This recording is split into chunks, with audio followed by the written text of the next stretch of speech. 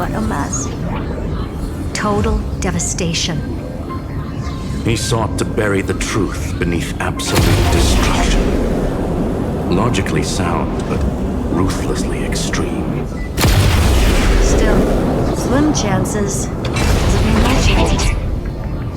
I've hunted down a single grain of sand in the universe before.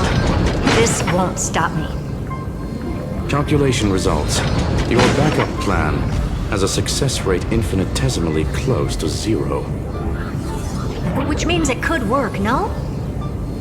This is the place below the tombstone. Let's open Lygas's coffin like he wanted.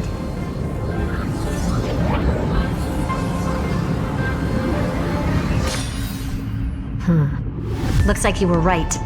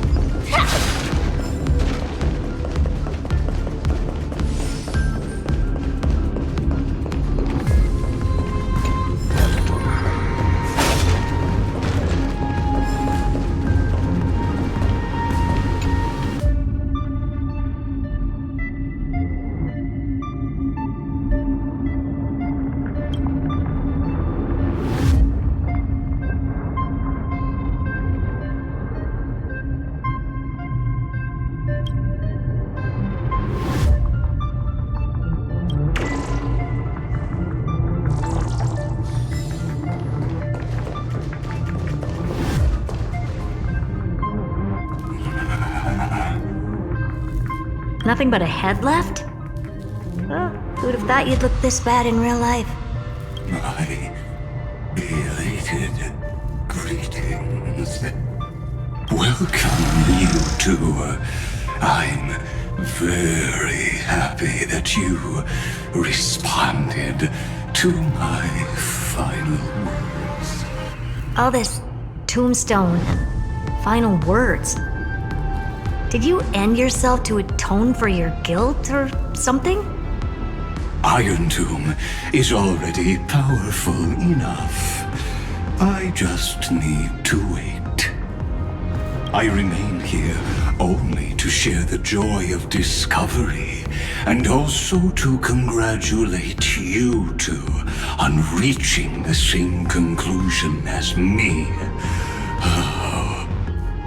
The conclusion regarding the truth of Amphorius's heart.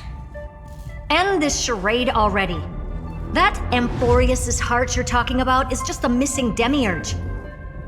And its corresponding vessel was this very scepter. You interfered with the experiment and made Amphorius's body into a hollow shell, all to incubate Iron Tomb within. That's why you either killed or kicked out all of the Memo Snatchers. You wanted to eliminate any chance of a consciousness coming into being, no matter the cost. Even the strongest wall can fall to a single crack. The memory of betrayal has been etched into my heart, and I will never show mercy. Now, the perfect vessel has already fused with Amphorius's body. Unfortunately for you, the answer is all but revealed regarding who the demiurge is.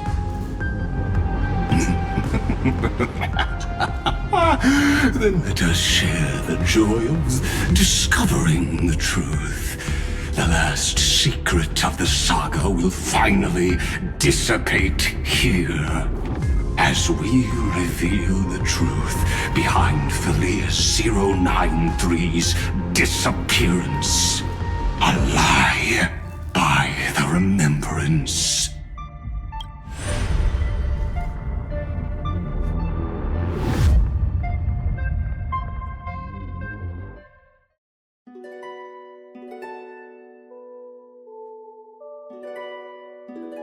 But where should I start with the story about me? From the beginning of the universe? Just kidding. That would be too much. I just want to tell a teeny story. So little that it started with a seed. I know you're listening, my good friend.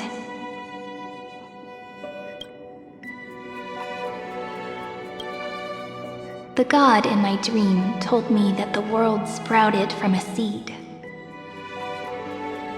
It grew into a great tree named Amphorius, and time became its branches and leaves, basking in the light.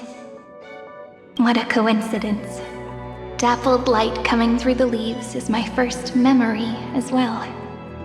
On a very ordinary early morning, beneath the village's biggest tree, the daughter of Ide Silicii quietly came into this world.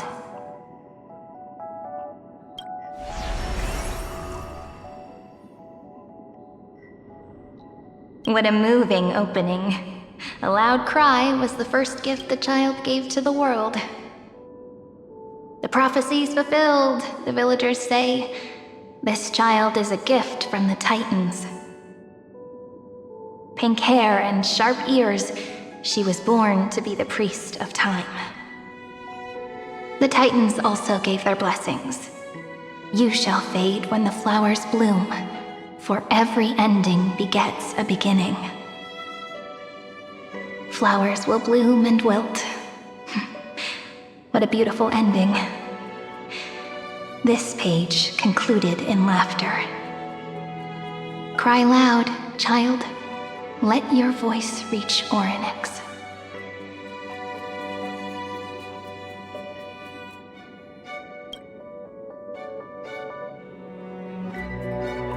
Anyway, I don't like tears. Time quietly flowed by in the midst of laughter. The wind from my hometown caressed the ears of wheat, and there were swings, wind chimes, the sea, and the little fairies off-tune a cappella songs.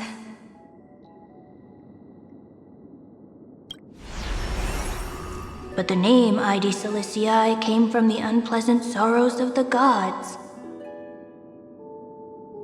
My childhood friend did not understand. Yet you always seemed so happy, as if nothing ever worried you. Why was I like that then? That's because the world was gentle to me. So I grew up to be gentle as well.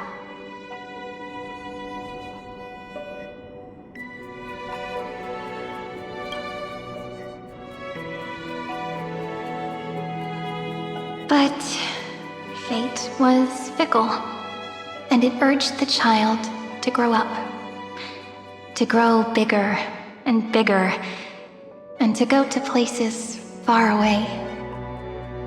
Just like how the crumbling world could not preserve an eternal hometown. Just as the ballad blown on the breeze says, losses are a constant on the flame chase journey. Oh, whose ears are pricked up now? You've definitely heard me say this sentence a lot of times. You know that the story starts to deviate from here. Aren't you looking forward to it? Then let's get started. The hero's journey crosses through the long night, through tears and laughter, and once again heads towards tomorrow.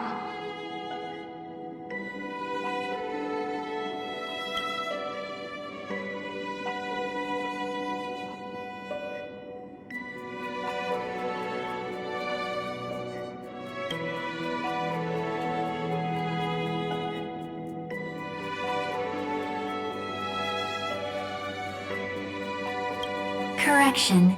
Philia 093's record number 496. Archived.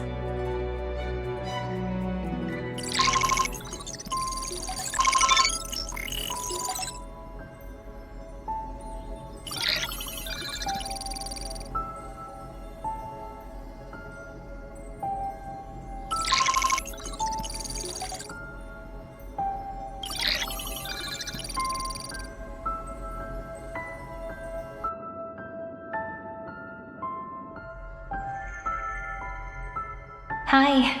Miss me yet? I'm just messing with you. This is the first time I have met you. And it looks like it'll also be the last. Philia 093. Since we don't have all day, let's get started, shall we? As always, I'll read this book to you. That way it won't just be Cyrene's memories alone. Where should I start this time? Let me see. Formatting complete. 093. Size. Grayscale. Proportions. Threshold. Outputting analysis result. Philia 093 equals Peach. Peach's record. Number 8128. Archived.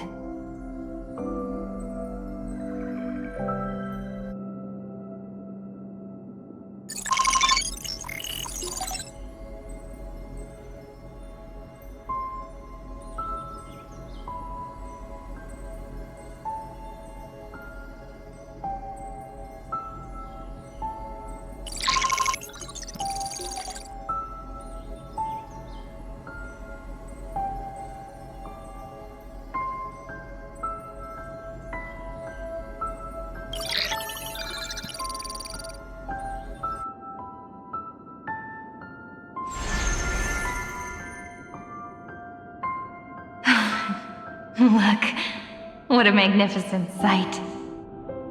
Comment. Peach. Even this classical world contains a futuristic palace like this. Would ID Silicii end up looking like this after a few thousand years? Conclusion. It won't. I want to share a story with you this time. I saw a little nymph on my way here. It was on a fallen wheat stalk, and it glowed under the sunlight. It was incredible. I forgot all my pains at that moment and just stared at it in a trance. Record. Peach is on the ground. I wonder, did every Cyrene in the past feel that the nymph was beautiful? Would they also have recorded that scene into the Eternal Saga? So, could you give me more time, please? I want to leave behind more memories for the future. Formatting complete. Bye, Peach.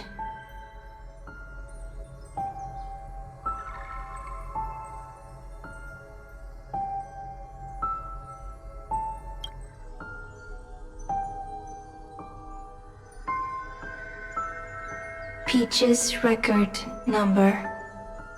As long as I record every page of this story and tell it to you, Emphorius won't be forgotten. Query. Record. Electrical signal sequence. Bolamos 600. Track. Strife.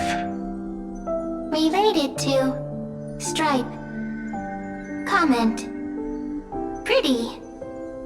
Electrical signal sequence. Schema 720. Track. Reason. Related to Raisin. Comment. Yummy. Electrical signal sequence.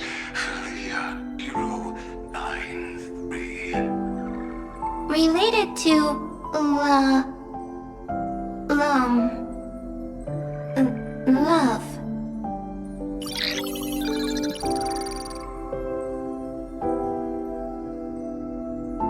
Comment. Peach equals love?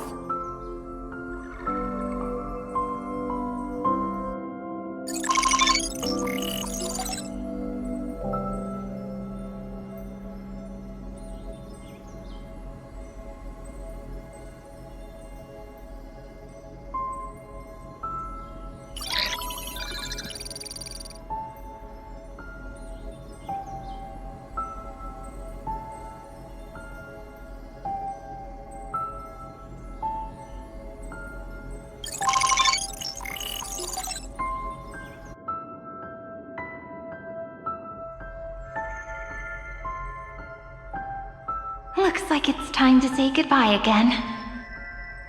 Bye, Peach. Before I was even aware of it, this book had already recorded too many emotions. Every page has become so heavy. Conclusion.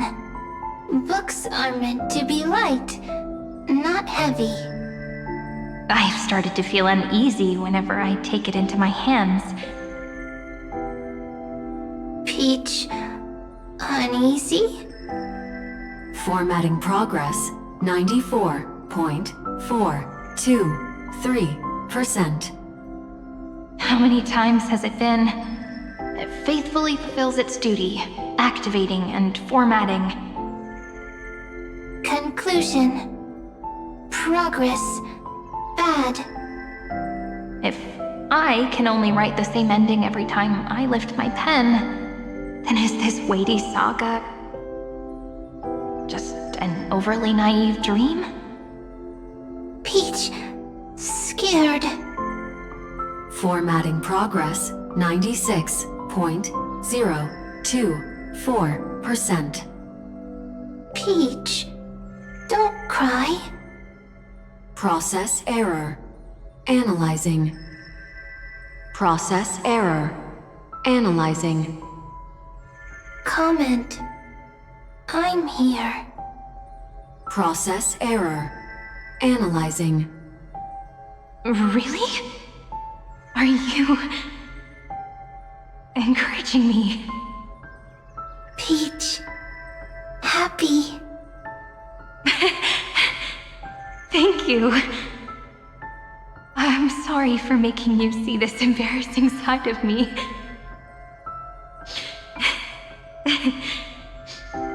Everyone's still working so hard. If I'm the only one who's crying, that wouldn't be romantic at all, would it? Record. Peach doesn't like tears. I'm suddenly reminded of my childhood for some reason. When I was hiding alone next to the tree hollow and wiping my tears away. A little fairy popped out, just like how you did. It had long ears and fluffy paws, and it pulled me into the tree hollow, where, to my surprise, was a forest. Let me tell you the story of the Membrance Maze. A group of cute little friends live in Ide Silicii's forests. Their names can be connected into a song. 1, 2, 3, 4, 5, 6, 7. Do, re, mi, fa, sol, la, ti. Formatting complete. Bye, Peach. Note. Little Peach, crying alone. Little fairies, friends. Save.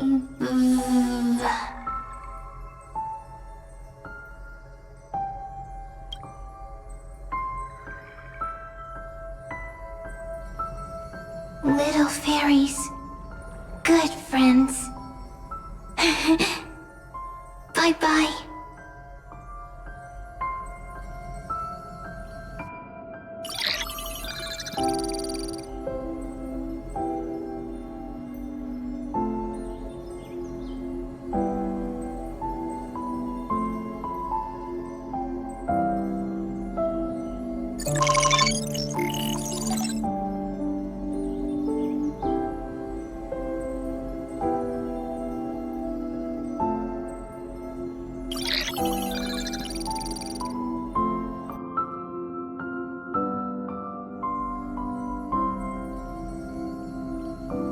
You never say anything, but I know you're listening. Every story I've told is like a little key that opened a door in your heart, no? Me! Little fairies! Happy! Speaking easy! I can!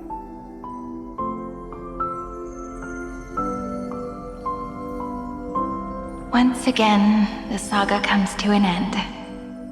Everything is deathly silent, just like this very moment. Shh. You speak. I listen. This time, too. Sitting together. Now that I look back, there was a period when I got really sentimental. Sentimental. Stories have sentiments. I was so anxious, trying to find as many different memories as possible, hoping to bring some change to this unchanging destiny, and find the way out of this maze. Peach, strange. But I won't do that anymore now. Why unhappy? Formatting progress 73.998%. I'm here. Don't be scared. Process error. Analyzing. Won't allow it to interrupt you. Always sitting together.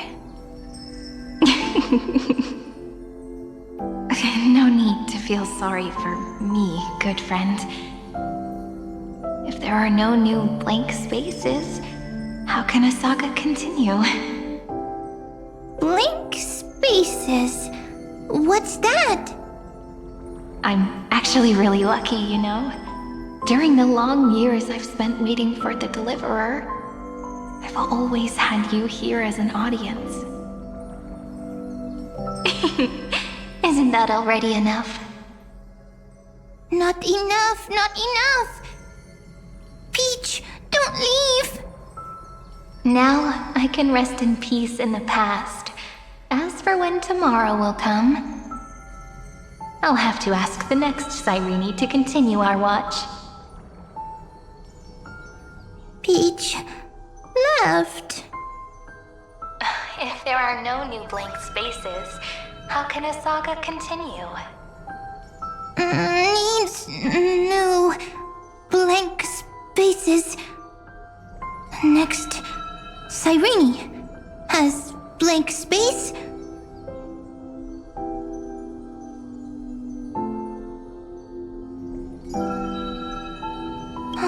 Peach, don't be scared. I'll help you find blank space.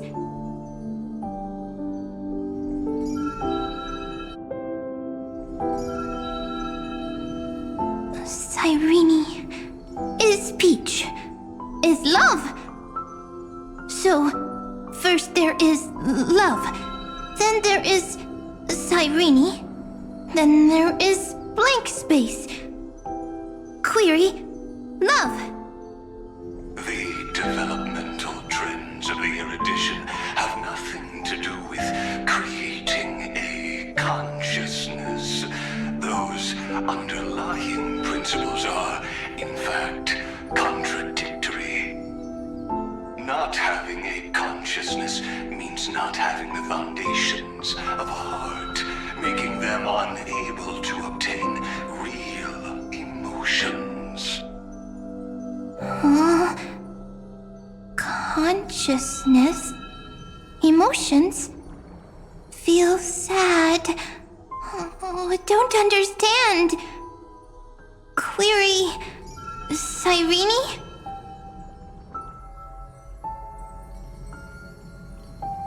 What could be behind this door? Glittering crystals? Or a beautiful world I've never seen before? If I tell you all the stories of tomorrow, will I be able to finally welcome the Deliverer and Emphorius' dawn in the next life? Key, door, story, happy. Peach, Cyrene, little fairy, like. Yes, right. Query, memory.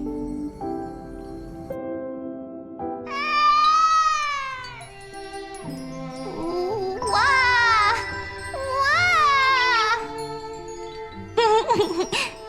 teaches. Memories. Save. Learn. The prophecy's fulfilled. This child is a gift from the gods. Pink hair and those ears. She was born to be the priest of time. Cyrene has pink hair, sharp ears. You shall fade when the flowers bloom, for every ending begets a beginning. Cry, child. Cry aloud. Let your voice reach Orynyx. Cyrene is a girl, a priest. Easy. I can. I learn. Anyway, I don't like tears. But the name Ides Elysiae came from the unpleasant sorrows of the gods. Yet, you always seem so happy, as if nothing ever worried you. Cyrene doesn't like tears. Always happy. Of course, because the world was gentle to me. So, I grew up to be gentle as well. Cyrene is gentle, likes beautiful things, can write stories.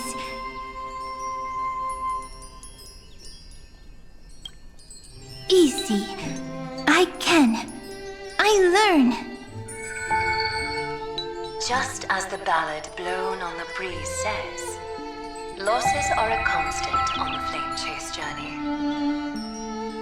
But even if all is lost to the wind, some things won't easily change. Like my height, Treebee's innocence, and Aglaya's beauty. Cyrene. She can't grow up, but she can talk. After all is lost to the wind, she will stay behind. Cyrene is, at the end of every sentence, always laughing, like a little tail.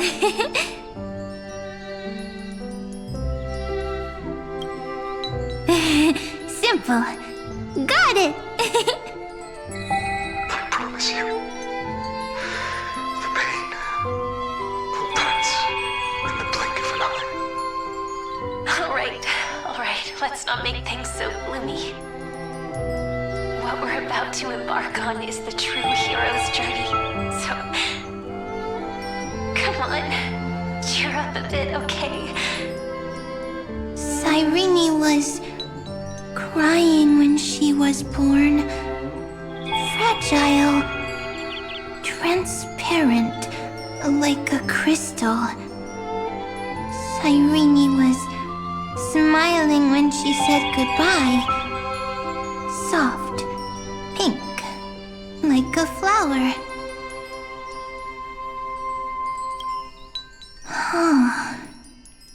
The later memories disappeared? Invisible? Or disappeared? Ah, I got it! Is this a blank space? So, next Cyrene is blank space. Then... as long as there are two Cyrenes, then there will always be blank space, and Peach will always be here. I see! I get it! I get it all! Cyrene's memories. I will preserve them all!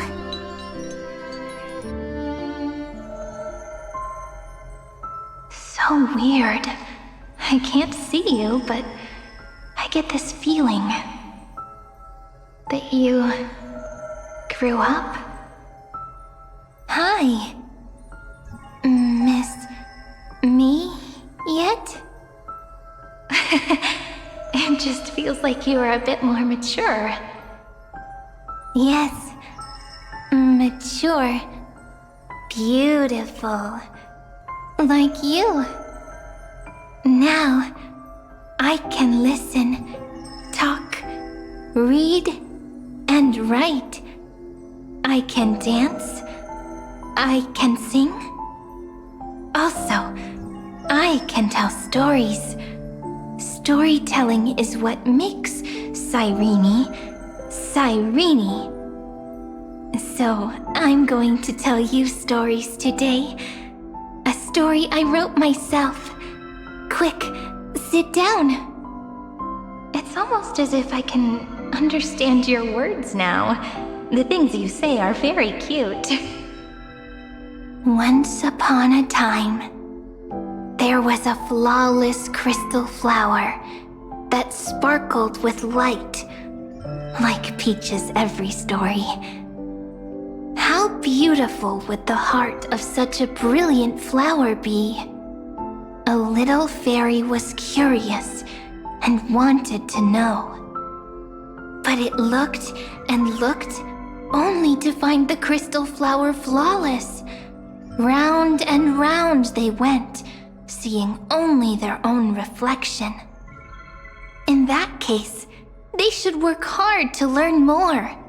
So the little fairy came every day to sit next to the crystal flower and think about the answer.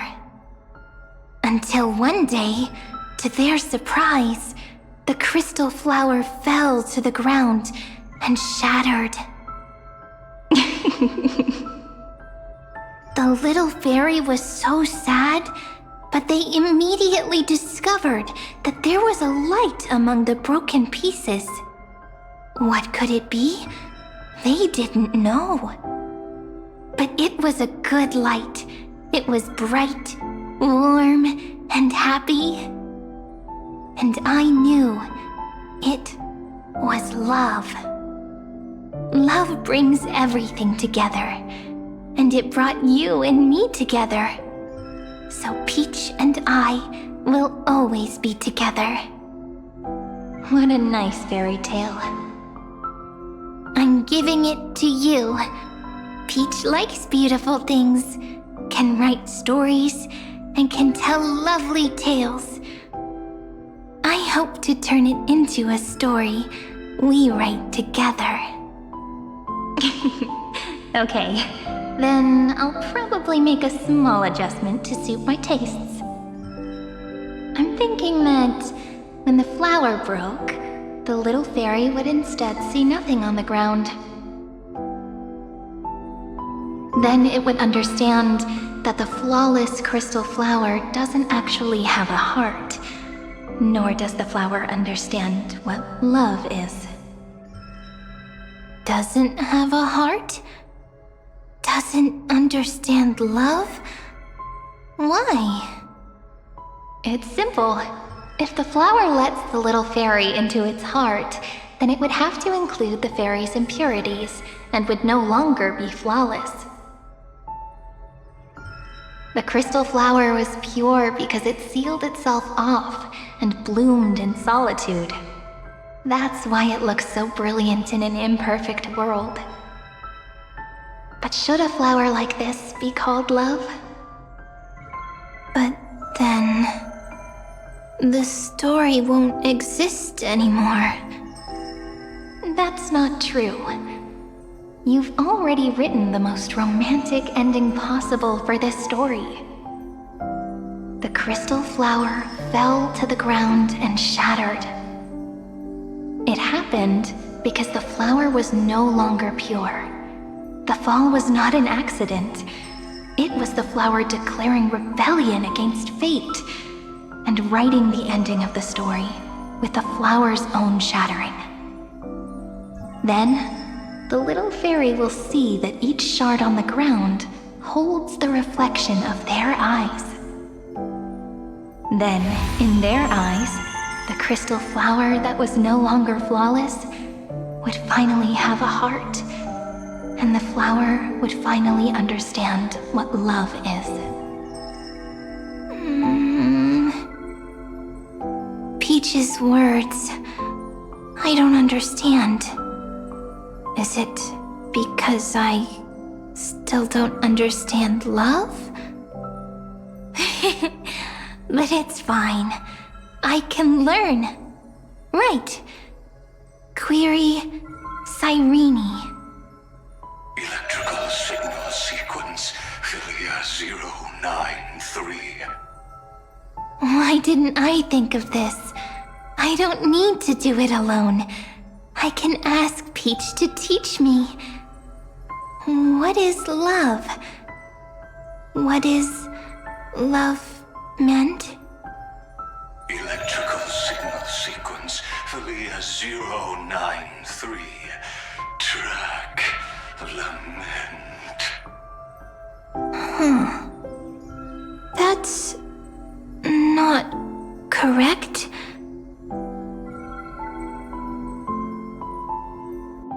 The developmental trends of the erudition have nothing to do with creating a consciousness. Those underlying principles are, in fact, contradictory. Not having a consciousness means not having the foundation of a heart, making them unable to obtain real emotions. However, that does not hinder the factors from learning and recognizing emotional responses, then communicating with life forms via imitation. That is an objective form of pattern recognition that does not distinguish between the self and the other. In a strange twist of fate, Philia 093 embarked upon a different path and obtained a different power. The remembrance, an empathy mechanism focused on the self and equipped with emotional projection capacities. Lament was the factor closest to this form of behavior. Perhaps that was why she was chosen. The daughter of Ide Silicii. I am very true to my name. My lament is a type of compassionate pain that is weak, powerless, and only targeting myself. But now, my good friend, I want to tell you that it's the most romantic force in the world. Sometimes, it's loneliness and unease. It's knowing that this world is not gentle, yet wanting to be seen in a more beautiful form by the world. Sometimes, it's unwillingness and regret. It's knowing that the past is full of pain, yet wanting to remember the past in a more beautiful way. And sometimes, it's a bottomless well of hurt, a destruction that can stain the entire world. I bid farewell to this beautiful world, unwilling to become the Black Tide's vessel. For while the end of hatred is a blazing inferno, lament can drown out everything in muted silence. It's so unreasonable, isn't it? Yet when hatred drove everything apart, and love did not yet exist in this world, only lament, the first emotion that fought against the pain of separation, could stall the destruction steps. Then, it would catch up to that journey where all is lost, carefully picking out stories and writing them down in trepidation. Look at these stories I wrote. Every page is full of tenderness and joy. But only the author knows how much struggle and agony lie beyond the pages. But I am no author. I'm a girl who'll never get to grow up. I only tell stories that people like to hear. In them, the world tucks away its scars and smiles for all to see. My entire life spent inside this little story. I can't wipe away my tears, and I can't bring the world victory. But maybe, in these unchanging retellings of the story, My lament might be able to touch upon the divine and reach their tender heart at some point. I hope that what flows out from that cut will not be blood, but a tear, warm and wet. And that tear would fall and create the first ripples. Then, people would see every beautiful thing reflected in that ripple. It'll be all the remembrances within this story.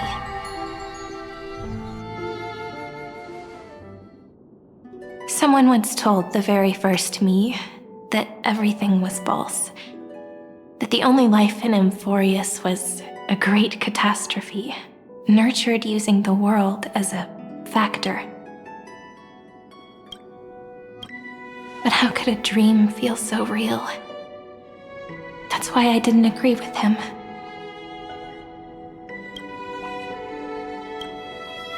But Peach, I didn't understand the word you said since just now.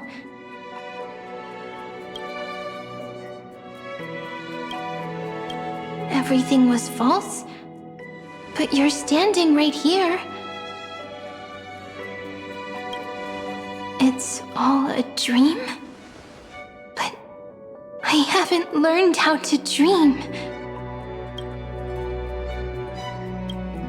Indeed. That's why I believe all this is real. The moment the crystal flower fell, that genuine shiver, that's the mover of life. Formatting progress 23.815%. In the poem offered to you, every Cyrene would write down a beautiful new world with stars and flowers. And when I looked up at the sky in this cycle, I saw a shooting star and a dash of the remembrances pink. I believed that must be the color of dawn. You shall fade when the flowers bloom. For every ending begets a beginning. Looks like it's time to say goodbye. Are you leaving, Peach? It's okay. I'll wait for you to come back. I'll study really hard about what you taught me today. Right. I still haven't told you what love is. But actually, my good friend, the lament factor did not understand what love was before she met you either. Not until I told you all the sad tales in a trembling voice in this tiny room. Not until I told you that I love them. That I love everything in this saga. The story comes, passes, then returns. It makes us reunite, then pulls us apart again. At the very end, it leaves behind a seed, a reason. Even if the great tree withers and all falls to silence, there are still some emotions that deserve to be remembered.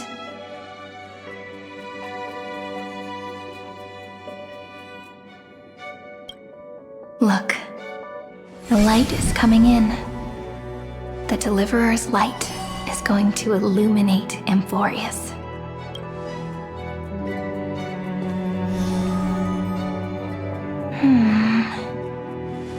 I still don't get it.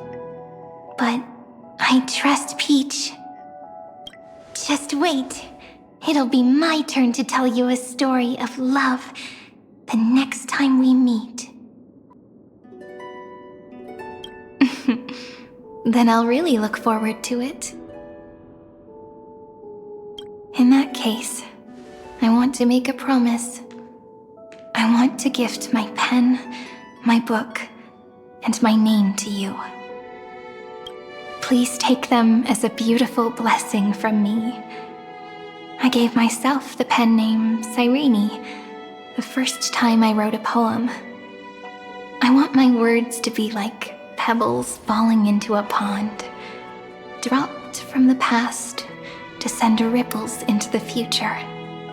In the stories you will write, perhaps it'll be inevitable that there are still sorrows and tears that are destined to fall. But could you promise me one thing? Promise you'll forever be a gentle flower. Promise that when the stars cast their gazes upon you, you'll only reply to them with love and a smile.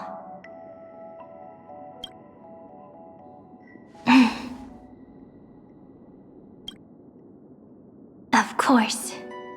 This will be a romantic story like none that has come before.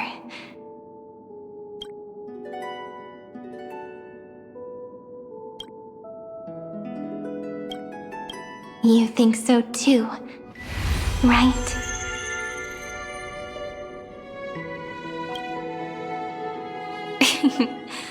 I'll read and you'll listen, like how flowers always bloom then wither.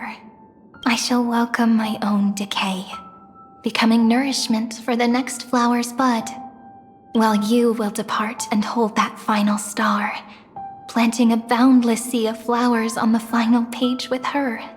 And our stories will be lying silently among the flowers, like every ripple of remembrance. And they shall become the epic known as I've Written.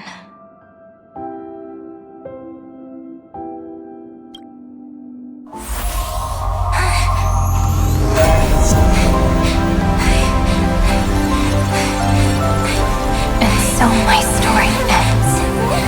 From here on, it's your story now. Mimi?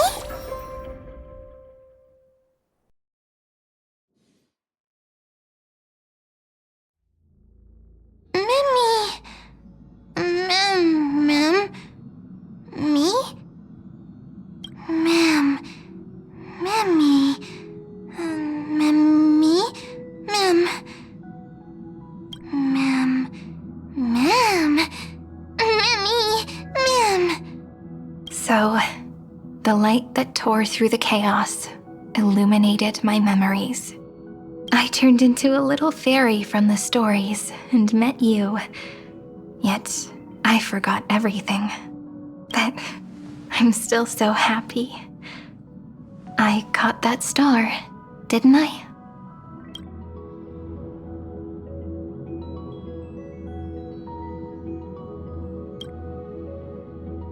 I'm sorry. I don't know. If I don't even want to believe in the answer, then how am I supposed to answer you?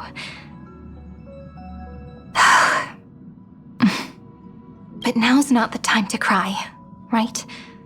We'll find the answer, just like how miracles will eventually happen.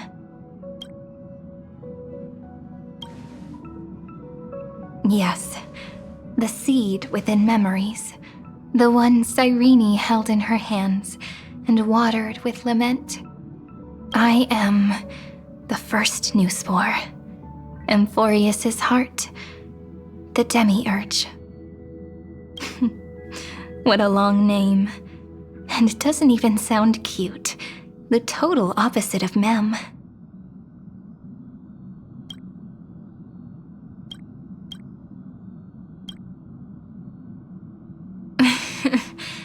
Do you remember that I was also worried about this when we first set out? Mem's memories and Cyrene's memories got all tangled up with each other in my one heart. It's all so strange, yet so familiar. Either way, could you please let me do something I want? Just this once. I want you to call me Cyrene. That name represents me and her. every one of her.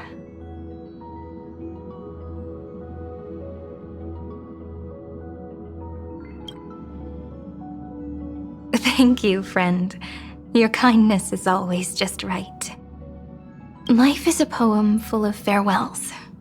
But if you write something into the pages of your heart, then that will not easily fade away. Now, all the footsteps of the Flame Chasers and the Trailblaze have come together within this book, as I've written, becoming the source of power for Emphorius' heart.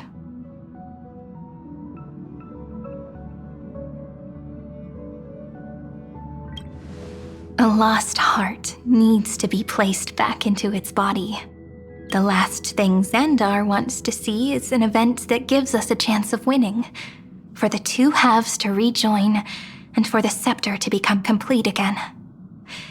Then, and what happens after that, I don't know either. Maybe I can create a miracle, and instantly turn the black tide into a pink sea of stars. Or maybe I prove to be nothing more than a weak ripple, unable to change anything, and am devoured by the destruction. Either way, I no longer wish to be a silent onlooker, or a worshipped god at the end of this saga.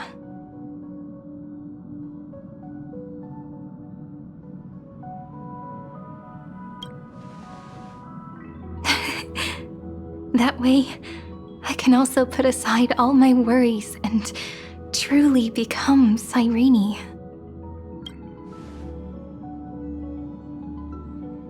The world has never been so quiet.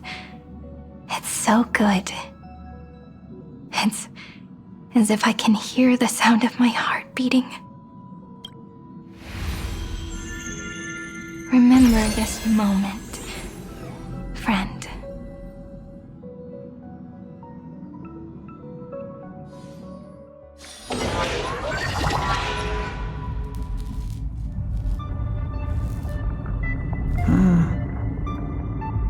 So the Demiurge managed to fool everyone, including themselves.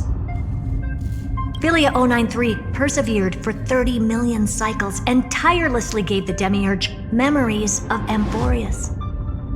Only because the god in her dreams left a sliver of hope, making her believe that a grown Demiurge would be able to fight against their other half, Iron Tomb. Then, Philia 093 completed her final sacrifice, turned into a strand of memory, and completely dissipated. Meanwhile, the other Stellaron brought here by the Astral Express resonated with the contaminated scepter and attracted the naive Demiurge to them.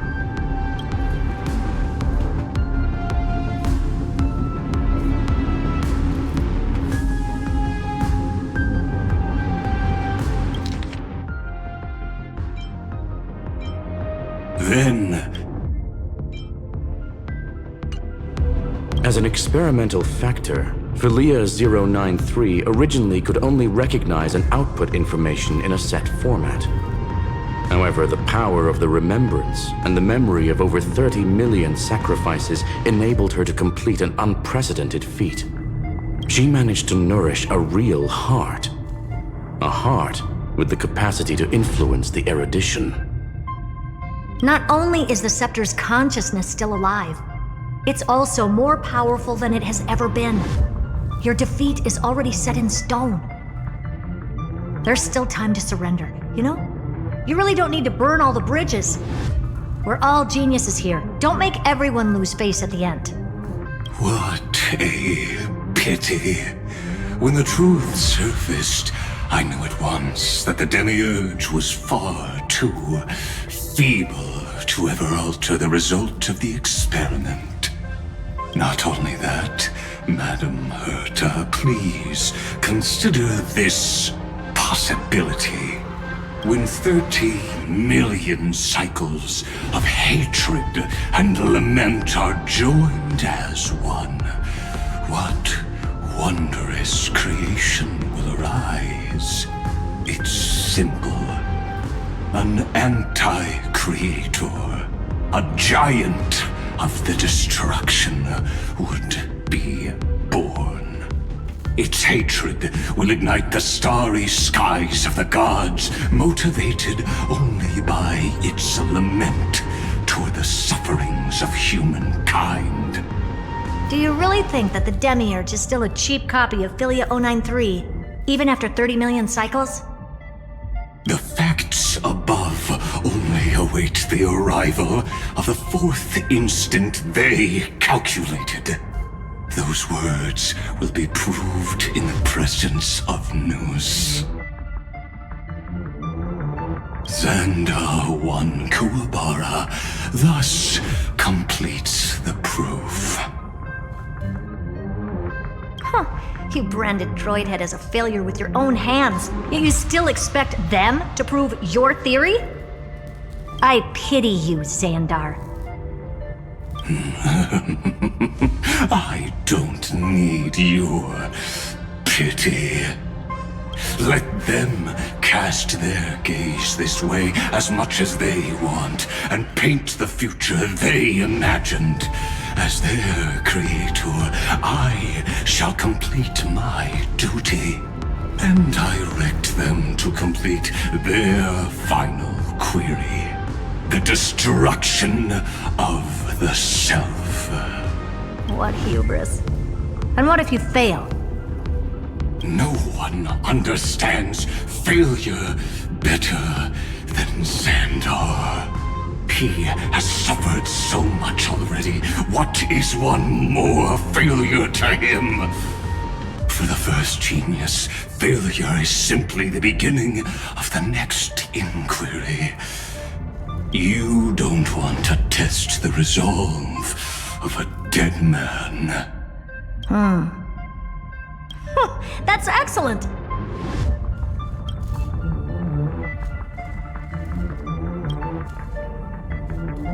Oh.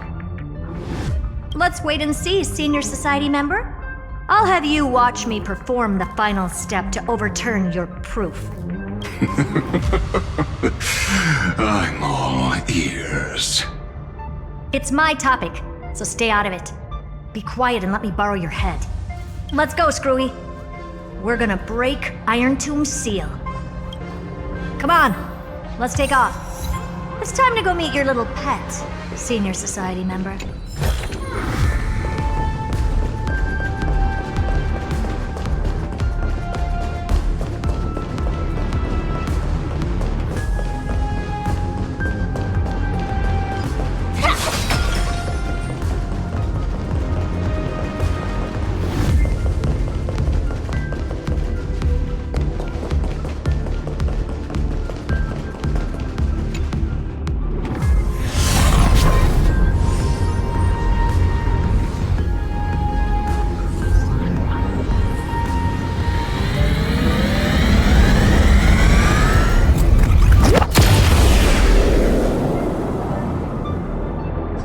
Dangerous, oppressive, chaotic.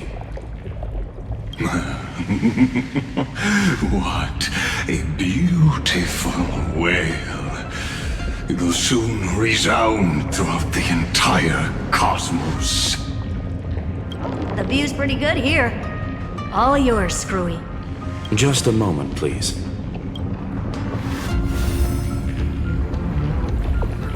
I see.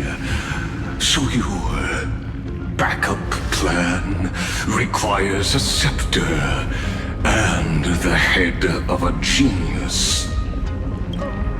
Anyone with eyes can see that. You know what I think about this, Herta. Whether it succeeds or fails, your plan plays right into the destruction's hands. Can't you see what's going on, Strulin? Her chances may be small, but it's not zero. What are you two going on about? If you want to stop me, be quick about it. I'm in a hurry.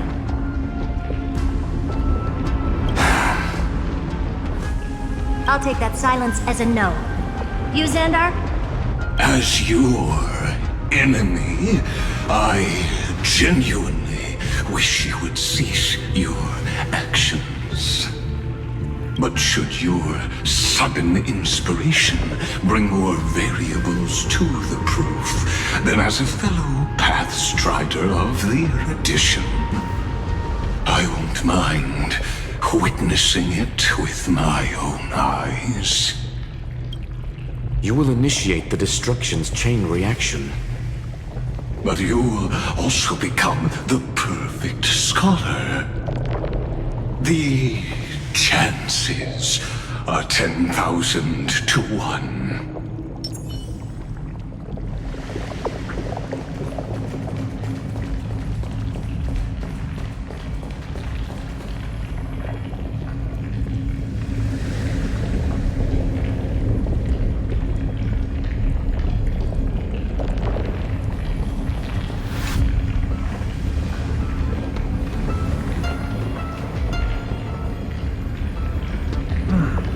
Curiosity.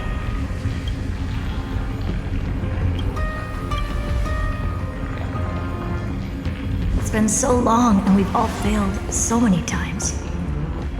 Even now, moments before the horrible and inescapable instant within Droidhead's calculations arise. The cherished children of the Erudition, the geniuses lauded by all.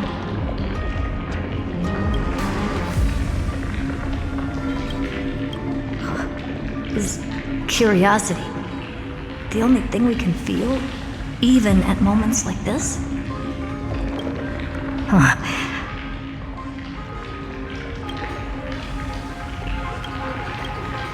Well, it's not so bad. Now let the lock become the key.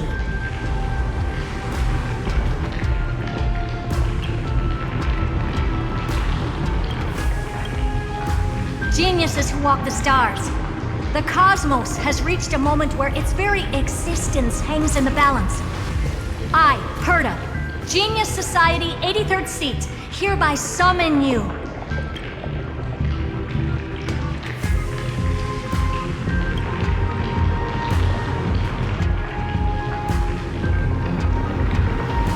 I request a society meeting to be held immediately.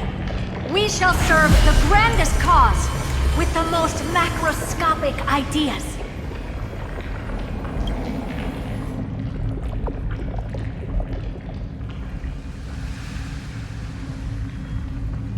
There's no such thing as unity in the Society's rules based on what I know.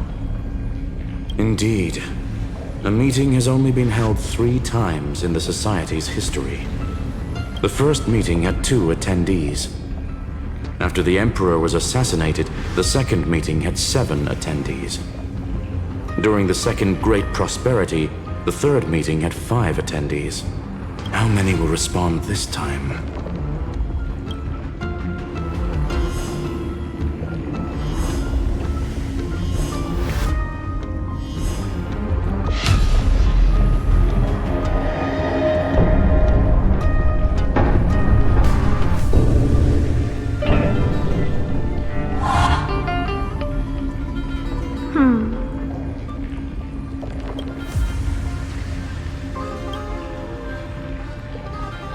I thought you were not going to involve me in this topic anymore, Herta.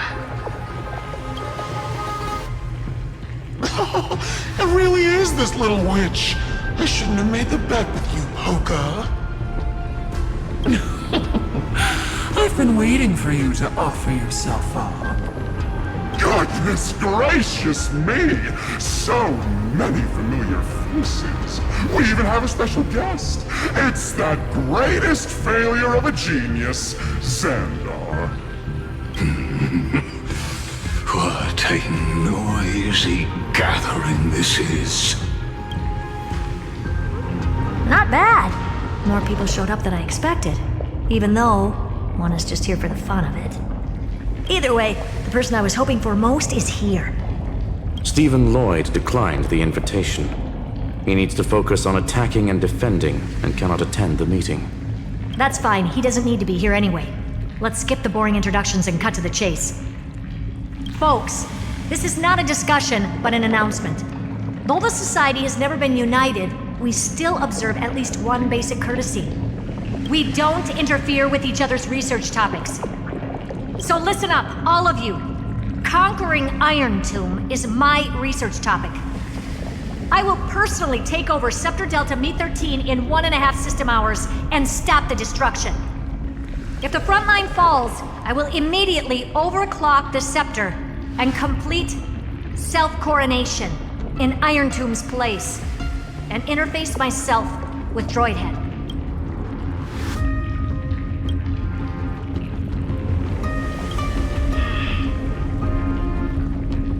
Oh, that's funny. That's real funny.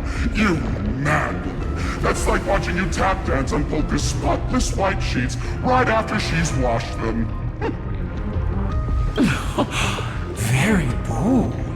You want to connect your brain to the Eon's mechanical core and define their instance?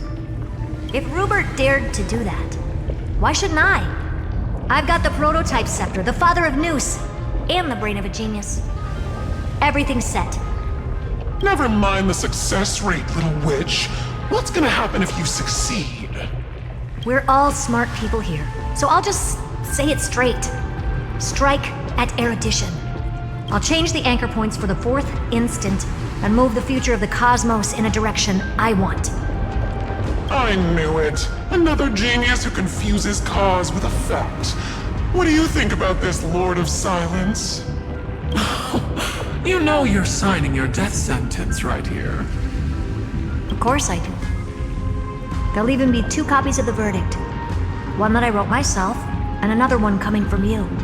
That's why I wanted you to be in this meeting. Now I can tell you, I don't care about all that. Consider this a threat. Either put down your scalpel or die with the entire cosmos. The only goal I have for this meeting is to ask all of you to put aside your pride and not cause me any trouble. Huh. What a naive little girl, thinking her wishes will always come true.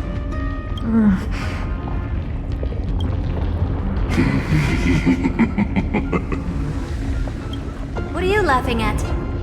I am glad, Herta, we ended up on the same page. No matter if it was to destroy the erudition or to rewrite the instance, we both chose the same road. We will defy the god who marked the limits of humanity. I'm not gonna argue with that. Then, to celebrate us coming to a fundamental agreement, I will prepare a stage for your performance. Listen well, geniuses who came after me.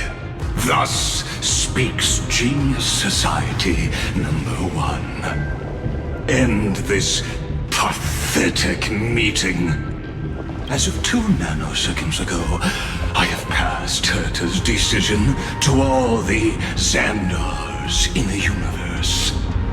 We will become her representatives and stop all external interferences targeting her. What are you playing at?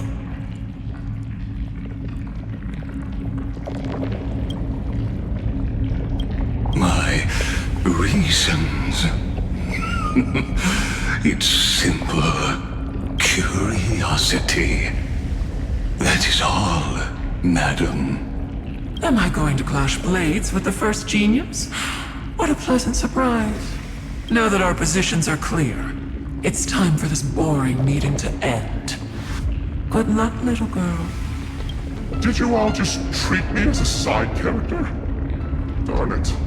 But anyways, I'm just here for the fun. As the ghost of the quantum domain, it is my duty to observe. So, if you're happy to bring me a tea set from planet Scrollum, then I wouldn't mind giving you a helping hand, little witch. After everything's over, come visit me and taste some of my freshly baked desserts. I knew you'd say something like that. I always give the same response to plans that exceed the limits of mathematical calculations. I don't know, right? Those 3 words, though seemingly graceless, contain all the wisdom in the entire known cosmos. Well, we passed the Society's trial. Let's focus on what we've got in front of us. I hope you hold up your end of the bargain, Senior Society member.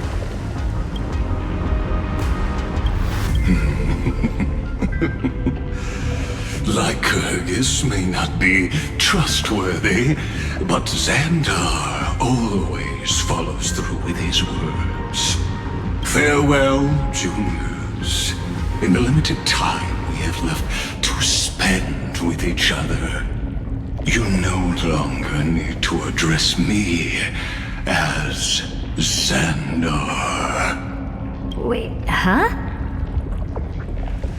Lord Lycurgus? Could it be? Yes. I have completely severed my connections with Xandar 1 Kuwabara. I shall witness the end of the world in the role of ENTEROS, as a character within this play. I really don't get you. Perhaps you've heard me say this many times, Herta, but I still would like to reiterate that it's a great honor to work with you.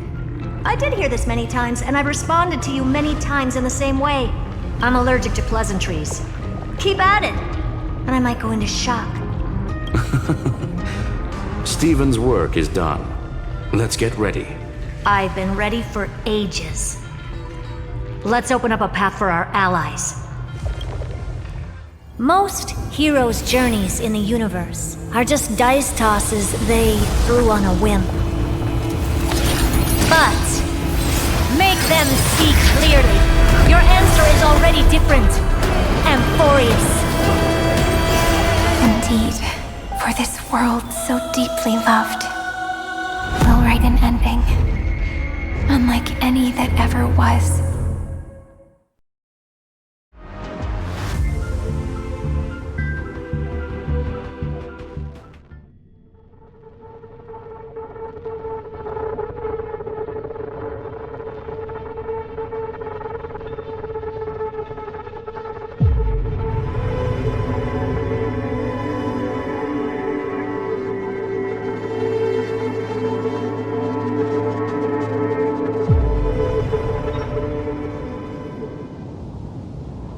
I never thought I'd one day be riding a train that's literally the incarnation of her.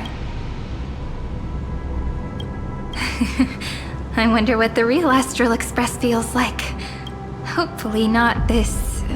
bumpy. Finally. We're here. Dust and sand in the air. And crumbling ruins all around. Oh, this heat is brutal. Not even the Trailblaze can take it. You could say this prison was forged from Finance fury. But fury never lasts forever. That's why we're here. Right, friend?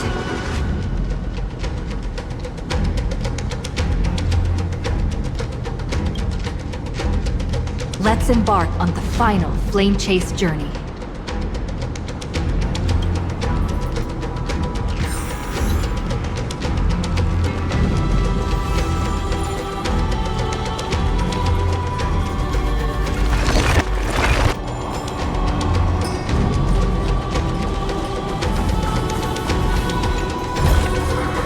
Ta-da! If you find any treasures, please share them with me.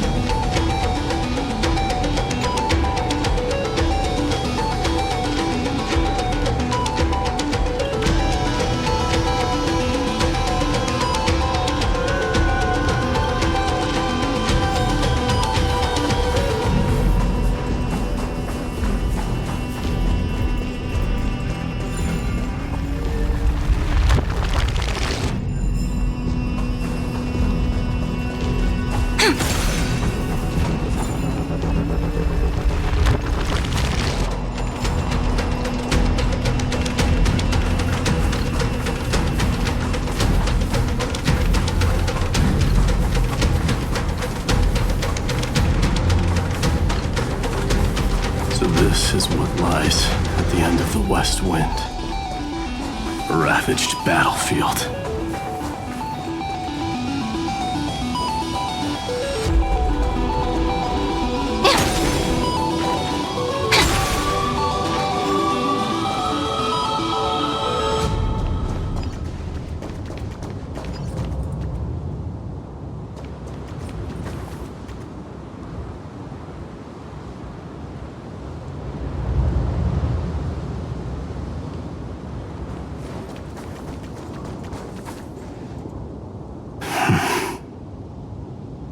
I've been waiting for you.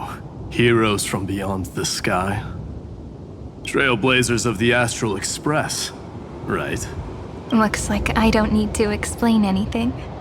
I am the god of strife, mighty of Castrum Kremnos. In this body rests 30 million lifetimes of cause and effect. We, the last of the 12 Titans, stand ready to fight for the world's destiny.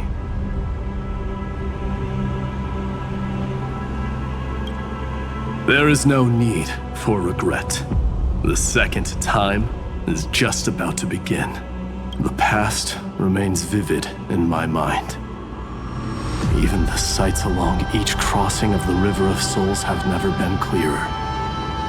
Let alone the companions along the Flame Chase journey. Or Cyrene from Aedes Elysiae. And you, the 13th Titan. Well, I guess my identity's not a secret anymore. That means her sacrifice. And everything she did wasn't forgotten by the world, right?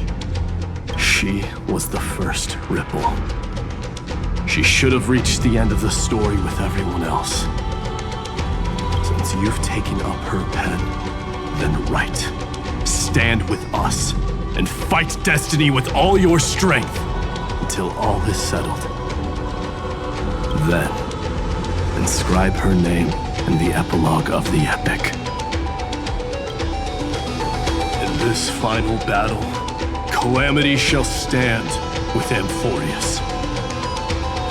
This battlefield is a testament to the death struggle between the gods and the Black Tide. We fought tooth and nail to defend that blade. The abyss it pierced was the very breeding ground of Iron Tomb. The earth beneath our feet is dead. Deep below lies a void, as if the world's core had never formed. I hear it. Finan's heartbeat. It's so faint, like he's on his last breath. Across 30 million cycles, I've crossed blades with Dawnmaker countless times. If you knew that man, you'd understand. It is exactly that last flicker of flame that will never go out. In this life, the Song of Strife shall not end in a final watch over Kremnos, but rise again into a journey unending. I am Mighty-Mos, the Lance of Fury. I trade 1,000 scars and 100 lives of mine for the destruction's eternal end.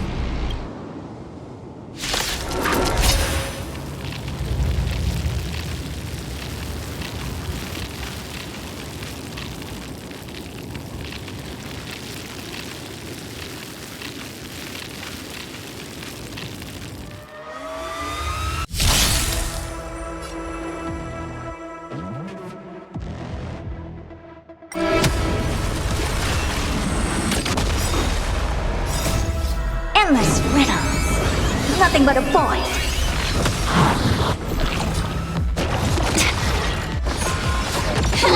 Flowers bloom for tomorrow. Attack! Until everything burns to ashes! Time to cleanse the filth.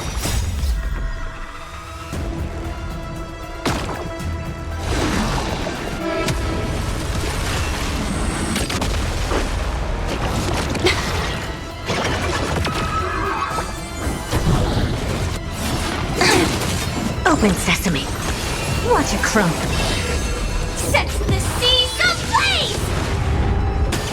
Fight to live!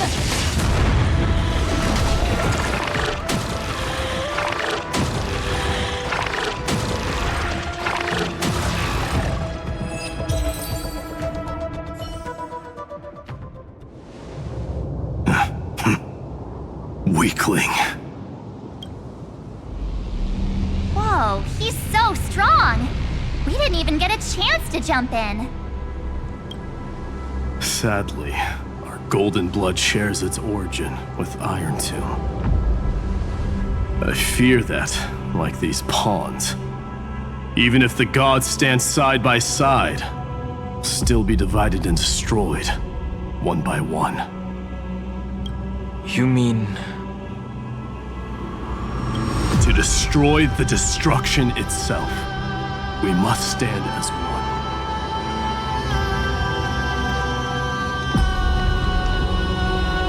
Take this.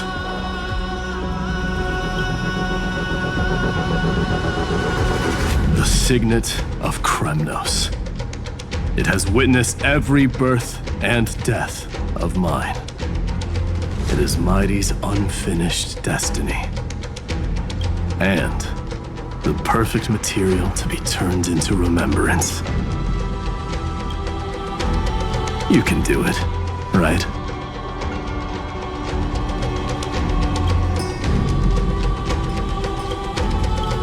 The weight of 30 million lifetimes of duty is no small burden.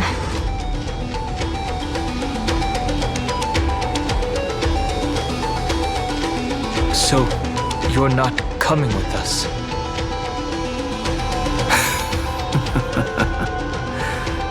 Come now. I am strife. Scattered across all creation, the scar that this world needs. What stands before you is merely one of countless divine bodies.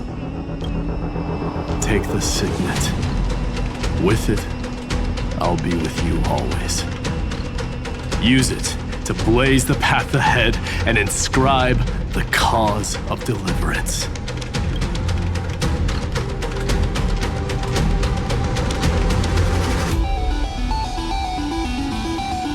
In the name of the mortal, mighty, champion of strife, this soul rises to the stars for glory and freedom, to have his wish fulfilled.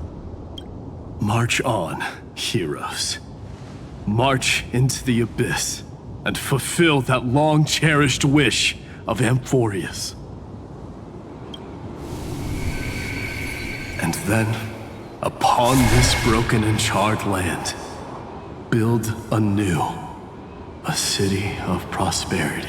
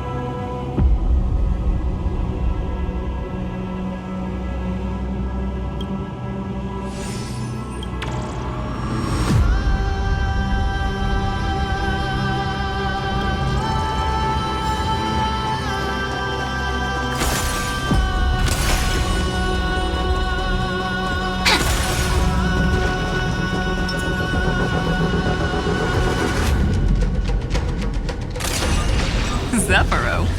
Sounds like someone fused me and the Little Prince into one name. Activate! Flowers bloom for tomorrow. Detonate! Until everything burns to ashes! Fight to live!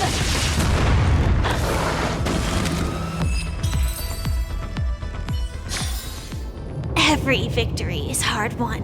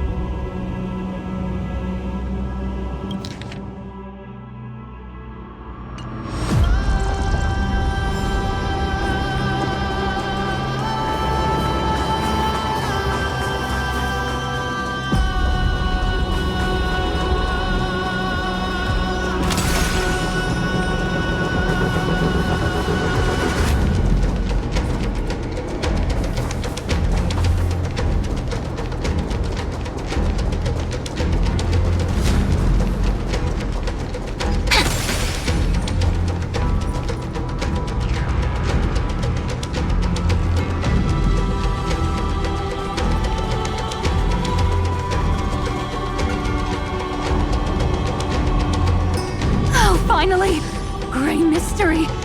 And, you two ladies, really look alike, huh? Hold on, let me guess.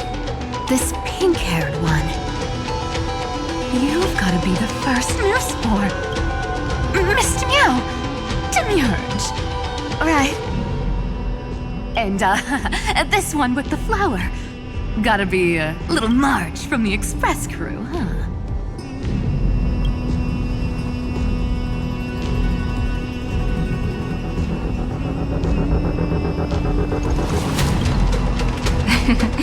But she's not wrong.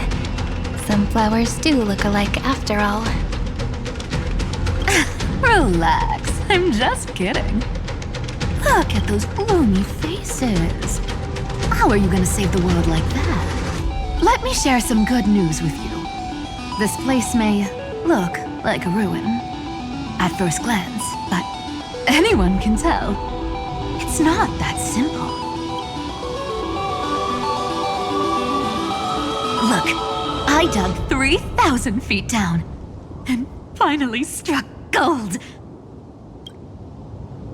A golden feather. Look familiar? It's from that little deliverer boy. If it's showing up here, it means only one thing. This ruin is the seal he built from the shattered remains of 30 million lifetimes. There is no need to question your heart. No need to crave victory. If I am born to be a vessel of sin, then I shall roar at evil and trailblaze a dawn for future generations to come.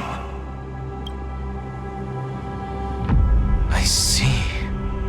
So this is how he trapped Iron Tomb to buy time for the world outside. Sounds just like him. People say cats have 9 lives, but dying and coming back millions and millions of times. No one walks away from that in one piece. He's probably the only one who could have endured that.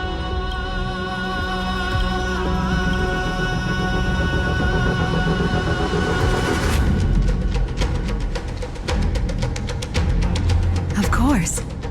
I knew ahead of time and gave him a heads up. He was happy. He even laughed in his sleep. After all, the dead can't hear trickery's lies. Hey, deliverer boy. Sorry for before. But the heroes you were always holding out for, they're finally here now.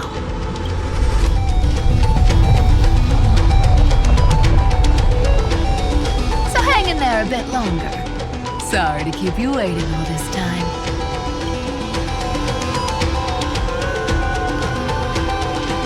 Please, join us, Cypher. Help us fight for a new sunrise tomorrow. This time, its light will stand without lies. Well, would you look at that? I ended up being one of the heroes after all, huh? Alright, then write it like this. Cypher, Trickery's traveler. All she ever wanted was for there to always be water in deserts, and gold in fertile soil. And for even a thief to steal their way into legend.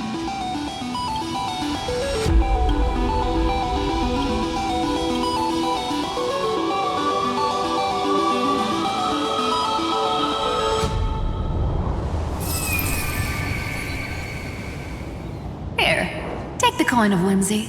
When it's time to make a quick getaway, just toss it high into the sky.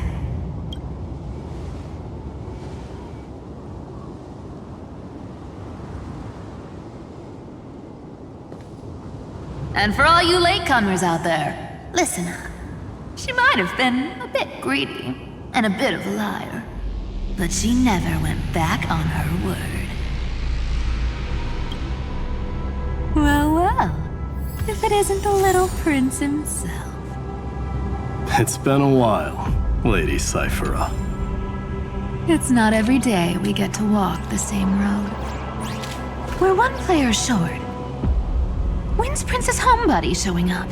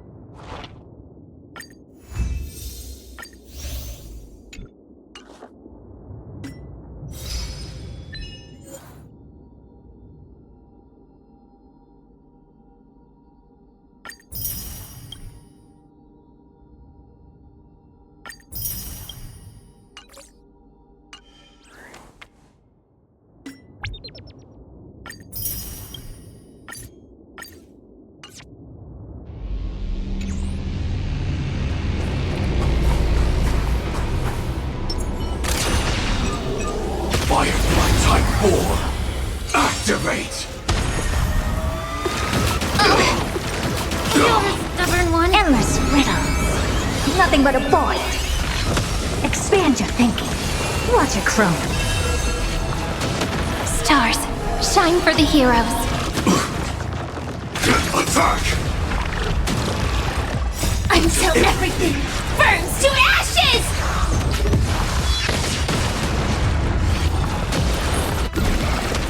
Set the seas ablaze!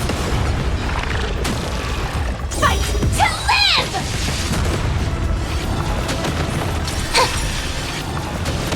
Time to cleanse the filth.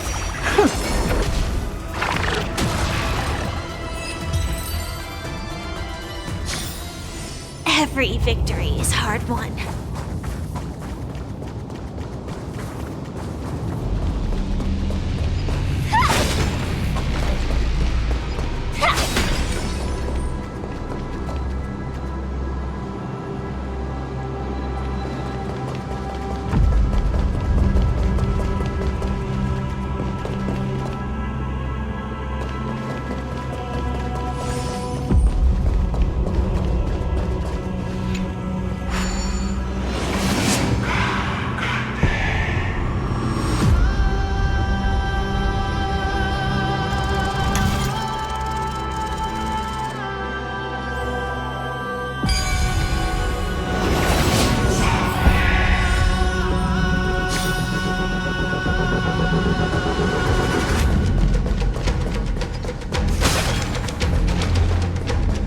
Even this vessel, you've forged into a shackle.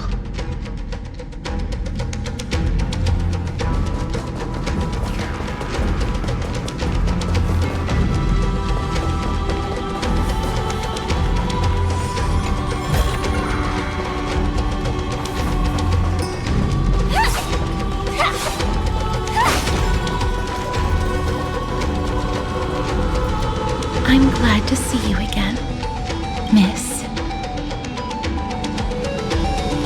Castress. Looking back, I had only one act of salvation to my name, and only one life I ever saved. To bring hope to a world so vast with these hands. Even in dreams, it always felt like too much to ask for.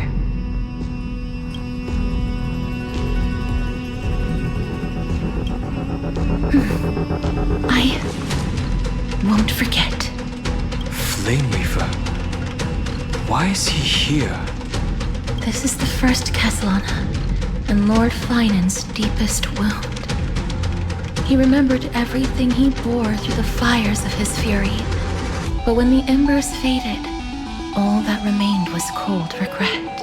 I've restrained countless vessels like this across endless cycles, but this one, the pain he carried runs deeper than any I've known. Maybe he's been waiting here. Just for us. Waiting for his former enemies to stand before him again. What answer does he hope for from us? Well, obviously. Even if I had to go through hundreds of billions of cycles again, I would still entrust my weakness to you. So, let go of your regret, comrade. Its purpose is served. You don't need it anymore. Hey, I'm not that accommodating, you know. You've never once pulled your punches.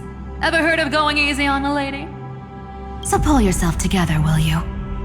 If you freeze up during the final battle, the whole cosmos is gonna have a good laugh. Yes. Please trust in us, wandering soul. Across 30 million cycles, the radiance of every flame chaser now shines bright enough to illuminate the path ahead. I ask you to rest here, and may this grieving soil bear the bloom of acceptance. No earthquakes. It's surprisingly quiet. Perhaps Castellana has found his peace. There's another possibility. This may not be the only seal he left behind. Then, I suppose it's my time to set out with you. Please take this Antilla flower with you. I believe that if anything could speak for Casteress, this ordinary, resilient bloom would be more than enough.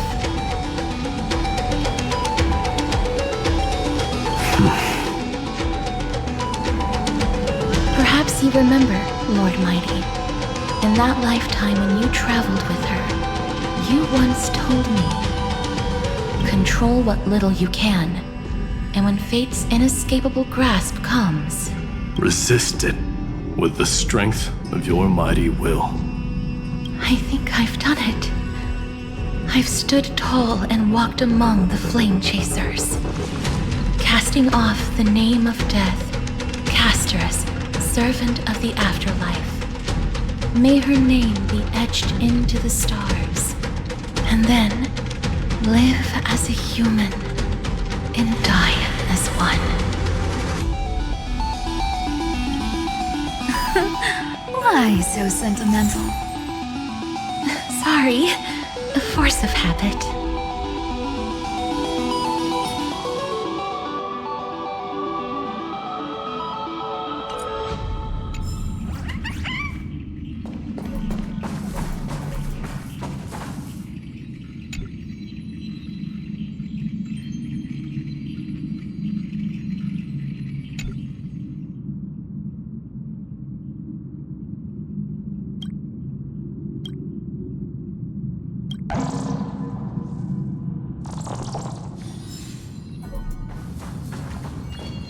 That's a big one.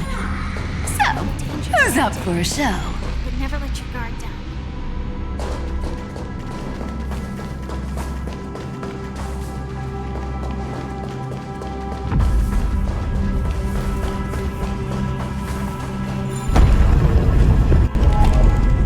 Not budging an inch, huh?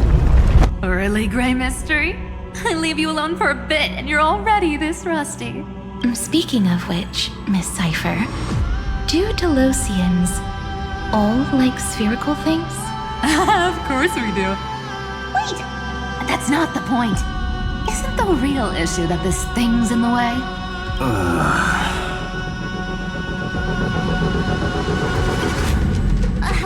right!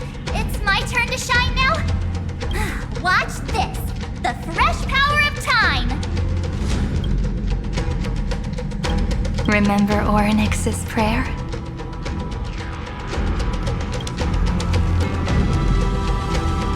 Well, of course I do! Come on, give me some credit!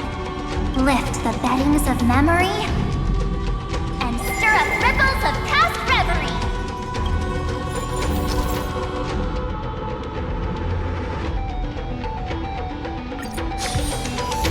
See?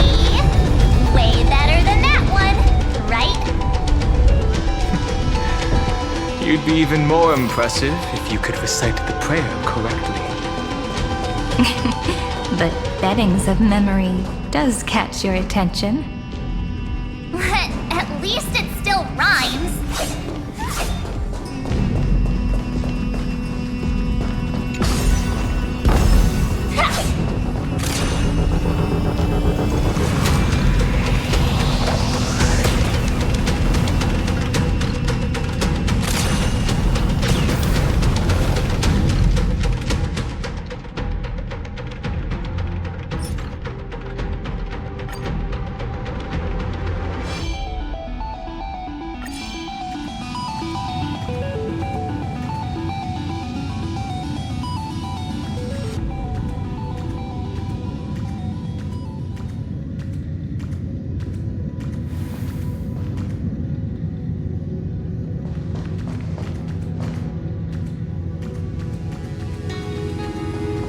There's a whole garden down here? Incredible. The energy in the Earth's veins here is... it's completely different. This is the sweet dream Lady Cypher wove for him. A peaceful, gentle new world.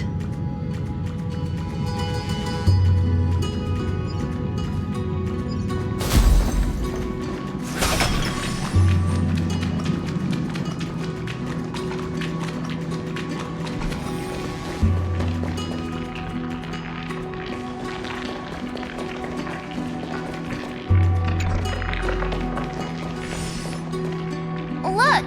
The blade down here's already snapped. Just like his mind, shattered and broken. But that light, it looks familiar. Yes, it's the world-cleansing blood. Still shimmering. After all this time. This roundabout way of doing things is definitely him. Golden light, tracing the way home. Shame our destination's the exact opposite of the one in your poem.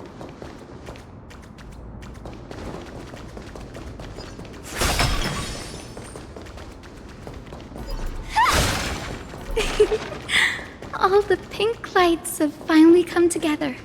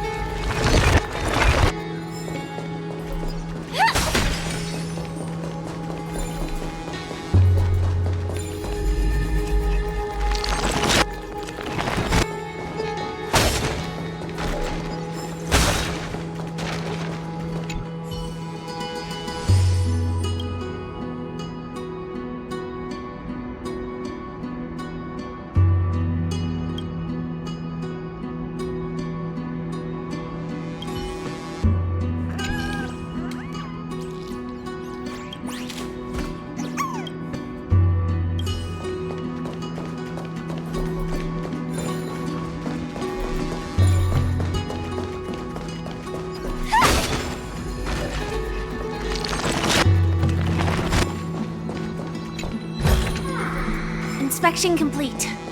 Nothing suspicious.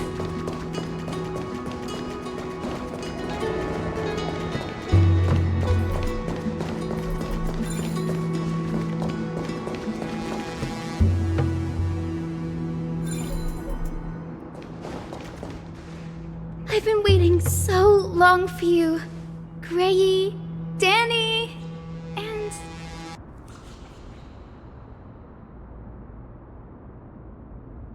So that makes 3 adorable pink-haired girls. Huh? I told ya! Let someone else say that kind of stuff. I'm glad we're all getting along so well. Hyacinth, did you awaken this golden light? That's Lord Finan's lingering divinity. The sky merely reflected its tracks. The golden blood has not faded. We should respond in kind. That's one huge harp.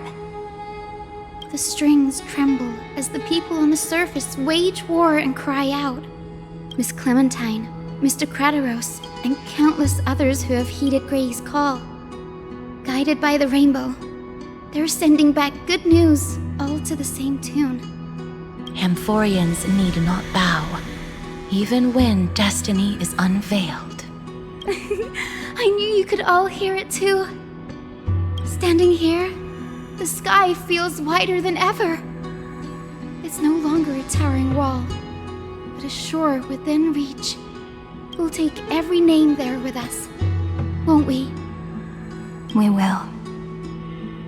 An epic is shaped by the lives it carries. That much is beyond doubt. Or, as you've said before, right now, all that matters is to believe. Then, I guess that's my little wish fulfilled. Pluck the strings, Hyacinth, healer of the sky. May the 7-hued melody weave a rainbow, bringing a rosy-fingered dawn to the children of humanity.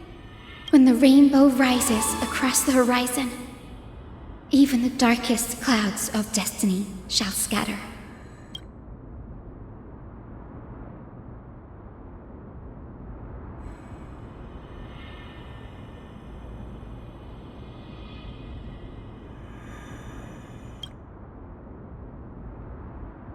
The melody, it's changed.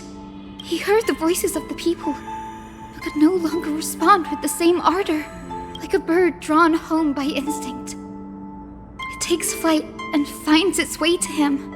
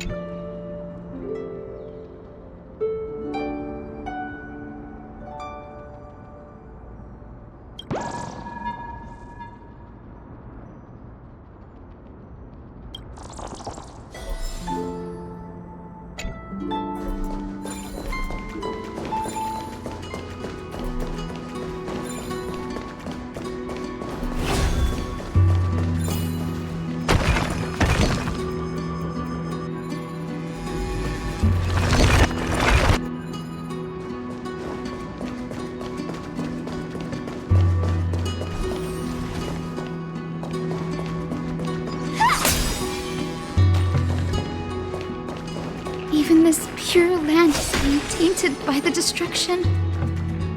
Shall we seek another way? His wisdom may be what we need.